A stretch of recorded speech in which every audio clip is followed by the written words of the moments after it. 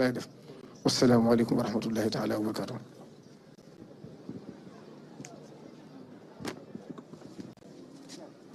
loolu mooy kàddu yi nga xam ne Serigne Bassirou moom Serigne Abdou Khadre fi mu nekk nii nag njiitu réew mi ci boppam moo ko Serigne bi ñu ngi jëmbat garab gi nga xam ne moo doon mango gi nga xam ne tey jii moom moo waral bés bi ñu dajale ci dëkk bu tedd bi di Touba mu doon bés bi nga xam ne itam moo doon bésu njëmbatum garab gi kon njiitu réew mi lañ gis noonu mu téye garab gi ñi mu àndal itam ñu jàppale ko ñu jëmbat garab gi ba li nga xam ne itam moo doon yaakaar jiñ ci am itam dara bañ cee yàkkee ko njiitu réew moo jàppal noonu boppam peel bi ngir mën a liggéey bi nga xam ne itam liggéey bu ñuy def la saa suñuy jëmbat garab di jël itam suuf sañ ca gase di ko ca delloo ca kan ma nga xam ne itam moom la ñu gas fefee ngir mën caa jëmbat garab gi kon nag peel baa ngi noonu garab gaa ngi noonu kan maa ngi noonu nañu koy itam suulee ngi noonu ngir lépp loo xam ne itam moo doon la koy màndargaal rek mu doon lu ñuy wattu di ko sàmm di ko roose ak itam di ko toppatoo ba lii nga xam ne itam moo doon yaakaar jiñ ci am dara bañ cee yàkkeeku garab gi nag moom xam naa ne garabu kilifa lay doon ndax kilifa yi nga xam itam ñoom ñoo ko téye ci seen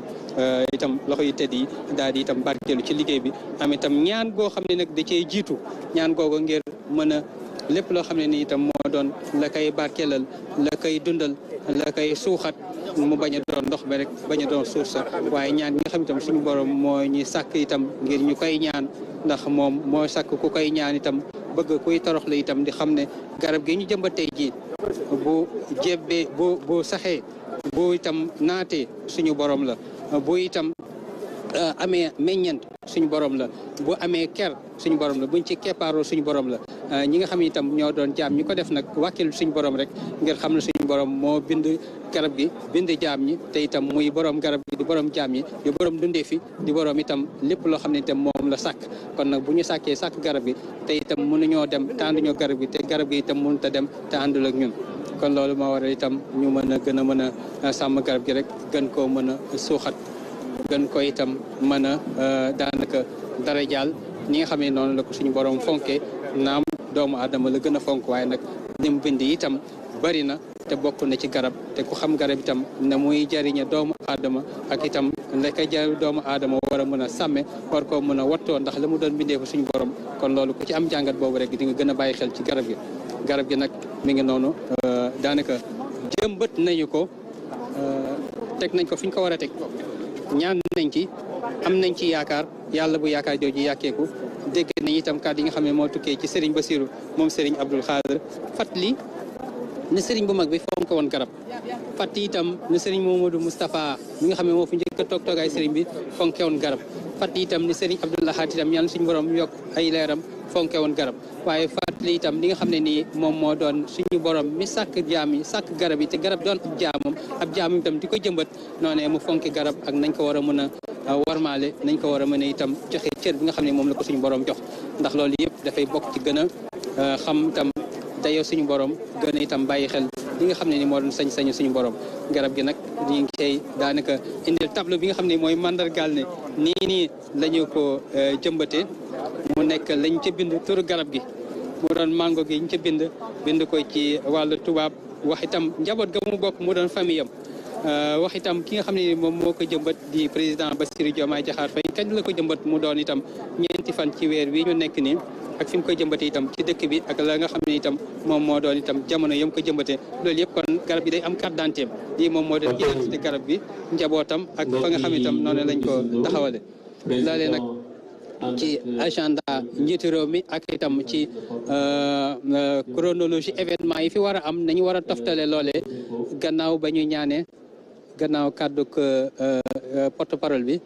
ñu jëmbat garab gi itam incha allah nes tuuti dina am kàddu yoo xam ne nii dina tukkee ci njiitu réew mi moom président Bassirou Diomaye Diakhar Faye ci li nga xam ne itam moom moo doon étude ak tolluwaay ak taxawaay bi loolu nes tuuti lay doon incha allah. kenn fi nag ñoom garab gaa ngi noonu kilifa yaa ngi noonu kàddu gaa ngi noonu nes tuuti rek ni ko ki fii nga xam ne moom la sëriñ bi yebal moo doon itam sëriñ Bassirou moom sëriñ Abdou Khadre ki nga xam ne moo doon njiitu réew mi di président Bassirou Diomaye Diakhar Faye dina dem ni ci pupitre bi am kàddu yoo xam ne itam dina ko yëkkati. Nous allons devoir très respectueusement suivre l'allocution du président de la République, le président Bassirou Diomaye Diakhar Faye, qui va faire une allocution en 2 versions. En wolof d'abord, puis en français. Le président qui se dirige vers le pupitre pour délivrer son message, un message qui est tant attendu. Le président de la République souhaite donc, nous allons très respectueusement l'écouter. Donc, Monsieur le Président, merci. Salam alaikum wa rahmatullah. Di njëkkee kaddu gi sant yàlla bu baax a baax moom mi nga xamante ne moo ñu may ba ñu fekkee bés bi te tal ko ba di ci def activité boo xamante ne waajaloon nañ ko ci coobareem di doore di nuyu ñëpp ñi nga xamante ne teew nañu ci bés bi te di jiital ci nuyu gi xalif général des Mourides sëñ Mountakha Bassirou Mbacké di ko ñaanal gudd fan ak wér-gu-yaram di ko ñaanal bépp kilifa diine ci réew mi di ko ñaanal bépp kilifa aada ci réew mi di ko ñaanal waa réew mi yépp di sant bu baax le autorité yi nga xamante ne fekk naa leen fi mooy autorité administrative yi di maire di yeneen autorité yi nga xamante ne teew nañu ci bés bi di ndokkeel di jaajëfal bu baax ministère de l'environnement ak ñëpp ñi nga xamante ne agent ministère bi lañu di jaajëfal bu baax ñi nga xamante ne am nañ taxawaay gu mucc ayib ci bés bi di beral loxo nag ñii di waa Touba ci kanam nga xam ne bokk nañ ci li gën a tax journée bi ñu doore ko fii gannaaw cër gi nga xamante ne jox nañ leen ko ci seen taxawaay ci liy jëmal dëkk bi ci kanam waaye dañoo def jàlloore ci jëmbat garab bi ma doon waxtaan ak ministre bi lan moo tax ngeen tànn Touba pour ñu doore fa reboisement bi daf ma wax ne dañoo gis fan yi ci ndigalu xalif général des Mourides sëñ Mountakha Mbacké yàlla na fi yàgg te wër waa Touba ci kanam dañoo def pépinière bu mag a mag a mag a mag wax na ma ne sax pépinière bi egg na ci 20 junni ak juróom ñetti junni ci garab muy 28000 garab yoo xamante ne mu ngi fii ci Touba ci pépinière te ñu war ko jëmbat ñu di leen ci jaajëfal bu baax di leen wax ne lépp loo xam ne gouvernement bi mën na leen ci gunge jaare ko ci ministère de l'environnement wala yeneen ministères yi taxawaay boobu dina mat sëkk parce que li ñuy ñaax ñi nga xamante ne ñoo nekk ci communes yi rawatina communes yi nga xamante ne dafay am mbooloo gu bare kuréel yi fa nekk lëkkaloog maire yi pour ñu taxawal ay pépinières yu mel ni pépinière Touba ci kanam muy pépinière boo xamante ne dañ ko jëmale ci li saxal ay garab ci dëkkuwaay yi sànq le porte-parole xaalif bi ñu sëñ Bass Abdou Khadre ma koy jaajëfal bu baax ci teewaayam ak ci kàddu yu rafet yu mu yëkkati mu ngi wax ne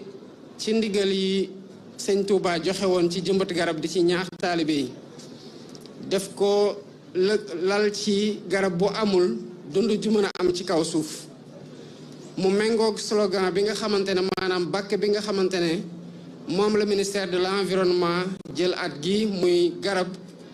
moo tax ñun suñu teewaay gi ci àdduna mën di wéy mooy l'arbre notre assurance vie kon fépp fi nga xamante ne ci Sénégal woo nañu ñëpp pour ñëw ci bés bi taxawoo ko nu mu waree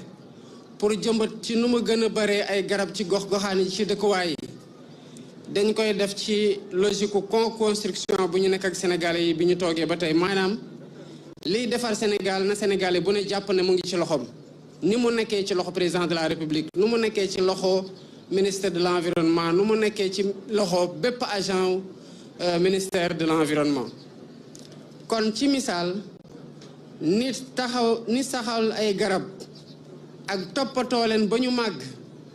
nu mu nekkee wareef ci agent eaux et forêt noonu la nekkee wareef ci bépp citoyen Sénégal bi nga xamante ne bëgg nga di dox di gis ay garab bëgg nga booy dox ba sonn nga am foo feexloo ci ronu garab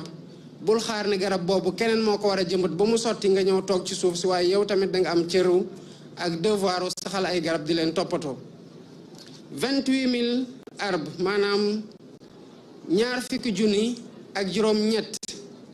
ci garab yoo xamante ne ci ren gi kese waa Touba ci kanam saxal nañu ko balaa muy am sens ñëpp ñi nga xamante ne ñoo dëkk Touba taxawoo ci li tax ñu arrosé ko ba nawet bi génnee ba garab yi mën a dund. waaye ministère de l'environnement boo xoolee ci lu mu recensé yëpp ci ay garab ren gi ëpp na 5 millions juróomi millions ci ay garab yoo xamante ne ci journée gi ren gii nii rek war nañ ko jëmbat ci gox-goxaan yi Sénégal yëpp. ngallaawaay nañu fexe ba ci 5 millions yooyu li ci gën a bare mën a dund ba taxaw ndax bu ko defee at bu ne bu yàggee Sénégal naataange dina fi dellu ci waat jaarale ko ci garab foo tourné gis ay garab te mu doon loo xamante ne day gën a ñongal dund gi ci biir Sénégal. kon sant nañ ñëpp ñi nga xamante ne ñu gis leen ñu bañ leen gis ñu dégg leen ñu bañ leen dégg wala ñoom ñu gis ñu wala ñu bañ ñoo gis ci journée bi ci suñu taxawaay ñu ngi dem di jëmbat ay garab ci moment bii ñu toll nii di ko defee Touba. ñu xam ne lii rek symbolique la ci dayob dëkk bi waaye symbolique la tamit ci taxawaayu waa dëkk bi ci yàgg saxal ay garab te gën cee taxaw ñu gën di leen ñaax di leen ndokkeel di leen jaajëfal di leen jox tamit mu doon royuwaay ci ñeneen ñi nga xamante ne ñu ngi ciy góorgóorlu ak ñeneen ñoo xamante ne war nañ cee gën a góorgóorlu ndax bu ko defee ñun ñëpp buñ ko bokkee ci Sénégal am taxawaay boobu bu yàggee lépp luy avancé désert ak désertification ak ci fépp fu mu mën di nekk ci Sénégal dinañ ci ànd saafara ci nu mu gën a gaawee lii moo nekkoon luñ koy dooree di mujjee ci gën a ñaax ñi ci am taxawaay di leen gën a soññ waaye tamit di leen jaajëfal bu baax a baax muy ñëpp ñoo xam ne taxaw nañu ci jëmbatal ay garab tey waaye ñi nar a taxaw tamit pour gën a suuxat garab yooyu ci di leen arrosé ci di leen toppatoo ci di leen ñàgg pour dal gën bañ leen yàq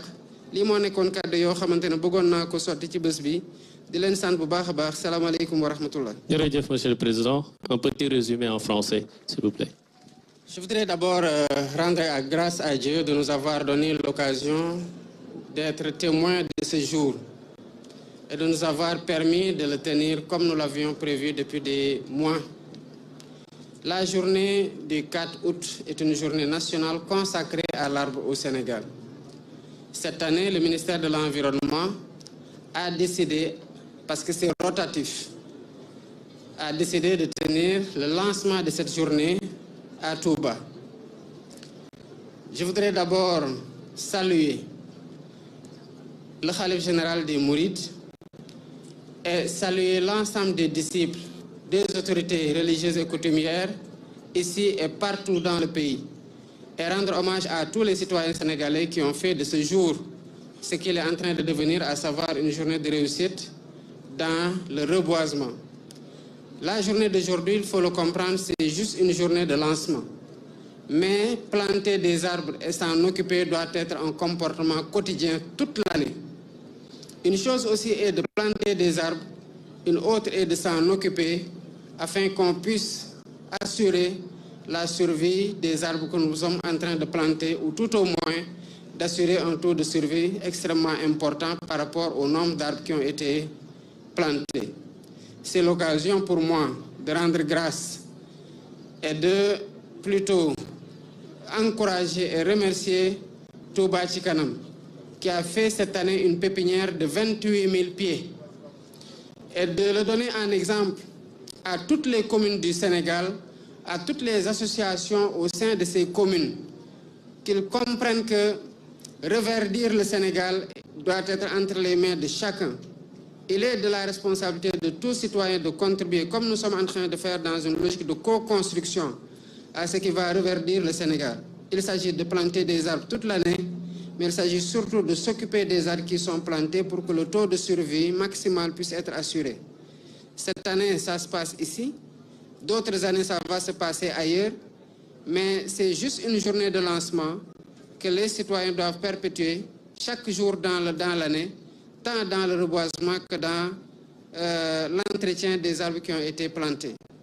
Et me réjouir de ce que la journée connaît un engouement certain partout au Sénégal. Féliciter le ministre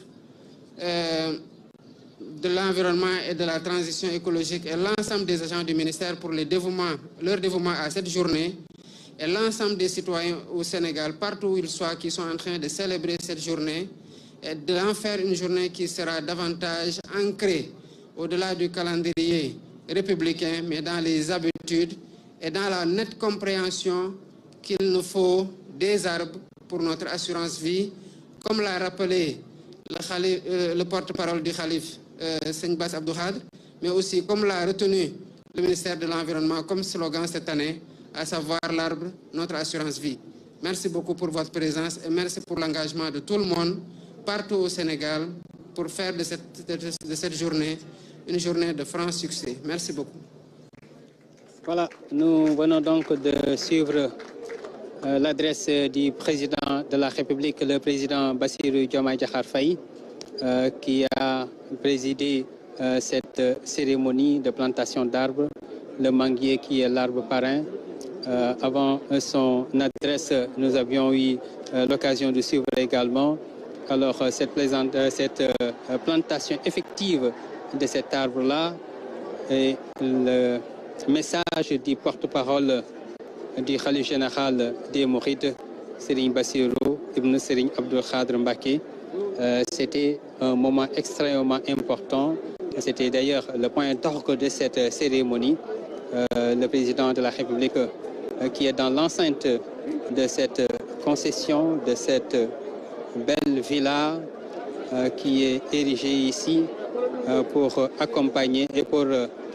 accueillir les hôtes de Cheikh Bamba Khadim Rassoul, qui est la villa des hôtes située ici au niveau de l'héliport. Kon ñi fatene ñi ngi fi ci dëkk bi di Touba njiitu réew mi di président Bassirou Diomaye Diakhar